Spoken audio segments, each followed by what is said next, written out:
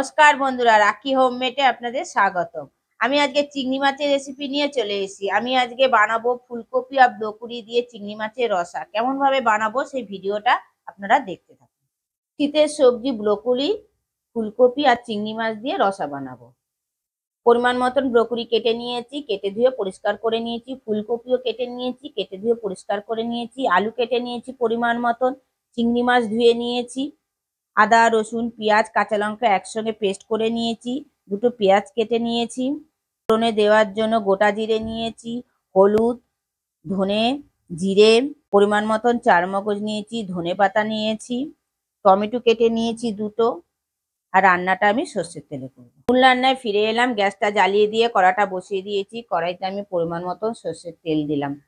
Broccoli, ফুলকপি আর আলুটাকে প্রথমে আমি ভেজে নেব। তেলটা গরম হয়ে গেছে, আলুগুলোকে দিয়ে দিলাম।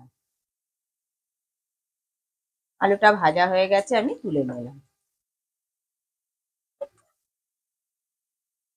এবারে একই তেলের মধ্যে ফুলকপি গুলো দিয়ে দিলাম। ফুলকপি আর ব্রোকলি একসঙ্গে আমি ভেজে নেব। ফুলকপি আর ব্রোকলিটা ভাজার জন্য 1 চামচ নুন দিলাম আর 1/2 চামচ হলুদ দিলাম। নুন আর হলুদটা আমি ফুলকপি আর ব্রোকলির সঙ্গে ভালোভাবে মিশিয়ে নিলাম। মিশিয়ে নিয়ে আমি 2 থেকে 3 মিনিট ভেজে নেব। রসাতে দেওয়ার জন্য আমি একটু মশলা বানিয়ে নেব। চালমগজের পেস্ট করে নেব।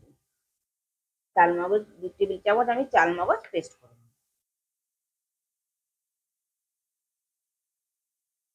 ফুলকপি আর ব্রোকলিটা যতক্ষণে ভাজছি ততক্ষণে আপনারা বলে ফেলুন কে কোথা দিয়ে আমার ভিডিওটা দেখছে, তবেই তো আপনাদের আমি ধন্যবাদ জানাতে পারবো।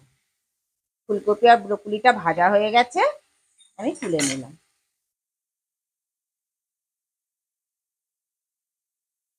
এবার একই কড়ার মধ্যে আবারও কিছুটা পরিমাণ সর্ষের তেল দিলাম। এবার আমি চিংড়ি মাছগুলোকে ভেজে নেব। তেলটা গরম হয়ে গেছে, আমি চিংড়ি মাছগুলোকে দিয়ে দিলাম।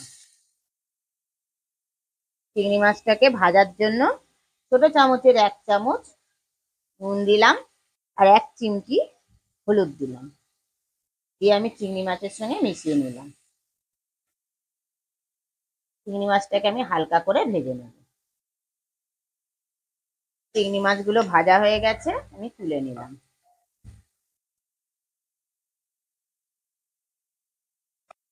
এবার আমি রান্নাটা করার জন্য অল্প পরিমাণ আমি তেল অ্যাড করলাম।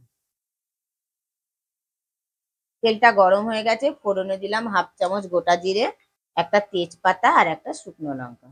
এবার আমি ফোড়নটাকে ভেজে নেবো যতক্ষণ না ফোড়ন থেকে একটা সুন্দর গন্ধ বেরোয়। ফোড়নটা ভাজা হয়ে গেছে, ফোড়ন থেকে একটা সুন্দর গন্ধ বেরিয়েছে। এই সময় আমি দুটো পেঁয়াজ কেটে রেখে দিয়েছিলাম, এই পেঁয়াজটা দিয়ে দিলাম। পেঁয়াজটা দিয়েও ফোড়নটার সঙ্গে মিশিয়ে নিলাম। মিশিয়ে নিয়ে এবার পেঁয়াজটাকে ভেজে নেবো যতক্ষণ না পেঁয়াজের কালারটা চেঞ্জ হয়। পেঁয়াজটা ভাজা হয়ে গেছে, পেঁয়াজের কালারটা চেঞ্জ হয়ে গেছে।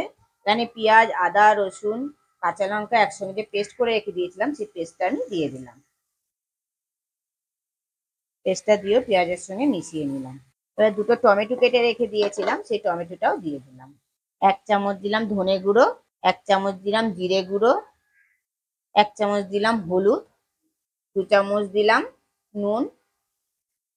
মশলাটা যাতে পুড়ে না যায় অল্প পরিমাণে আমি জল অ্যাড করলাম। দিয়ে এবার সমস্ত মশলা একসঙ্গে ভালো করে কষে নেব 3 থেকে 4 মিনিট।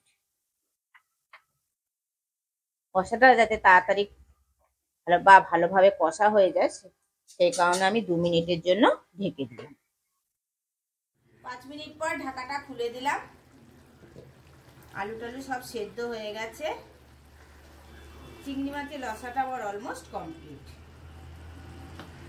1 চামচ গুঁড়ো গরম মশলা দিলাম। গুঁড়ো গরম মশলাটা দিয়ে মিশিয়ে নিলাম। কিছুটা পরিমাণ ধনেপাতা দিয়ে দিলাম। ধনেপাতাটা দিয়েও মিশিয়ে নিলাম। মিশিয়ে নিয়ে আমি গ্যাসটা অফ করে দিলাম। আরও 2 থেকে 3 মিনিট আমি স্ট্যান্ডিং টাইমে রেখে দিলাম।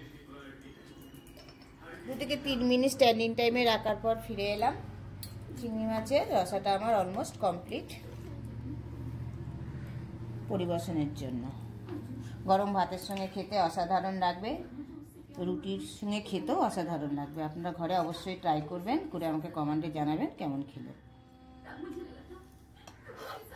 এটা ভালো লেগে থাকলে কমেন্টে অবশ্যই জানাবেন, লাইক আর শেয়ার করে দেবেন। আর আমার চ্যানেলের কেউ যদি নতুন বন্ধু হয়ে থাকেন, চ্যানেলটিকে সাবস্ক্রাইব করে দেওয়ার অনুরোধ রইল।